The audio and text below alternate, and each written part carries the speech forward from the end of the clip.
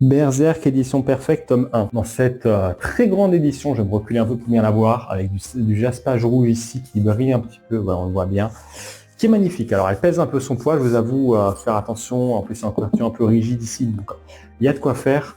Découverte de Berserk de ma part, je connaissais de nom, j'ai jamais vraiment vu, je sais que pas mal de gens parlent aussi un peu de l'Âge d'Or comme étant un arc incroyable.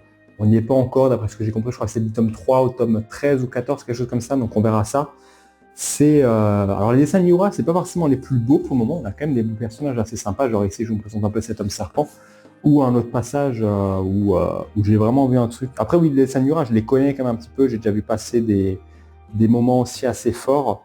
On n'y est pas encore après au début de la série, je sais pas exactement quoi. Est-ce qu'on a un petit détail à la fin peut-être de quand est-ce que ces trucs ont été dessinés peut-être?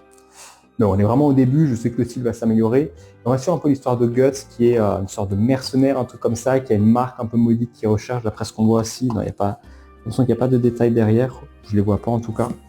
Qui cherche, enfin, qui a une marque maudite et qui cherche, on a l'impression, des personnages un peu à se venger d'un certain truc qui ont mis une marque. Donc, ça reste encore un peu curieux, il va se balader de ville en ville, il va rencontrer une elfe qui va l'aider, et des sortes de monstres qui ont pris l'apparence d'humains ou qui ont pris possession de royaume. Donc Gus va essayer un peu de les affronter pour remettre un peu l'ordre là-dessus, parce qu'il a été impliqué d'une manière ou d'une autre là-dedans.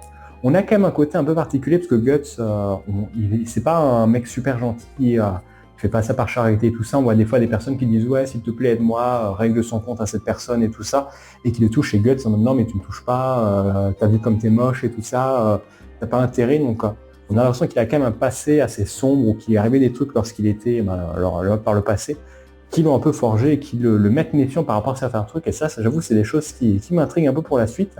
J'ai hâte de savoir ce que c'est. Alors est-ce que c'est relié à l'âge d'or, ou est-ce que c'est peut-être encore un peu autre chose qu'on découvrira plus tard, mais le passé de Guts, ça a l'air d'être déjà bien travaillé, alors que clairement on commence juste la série.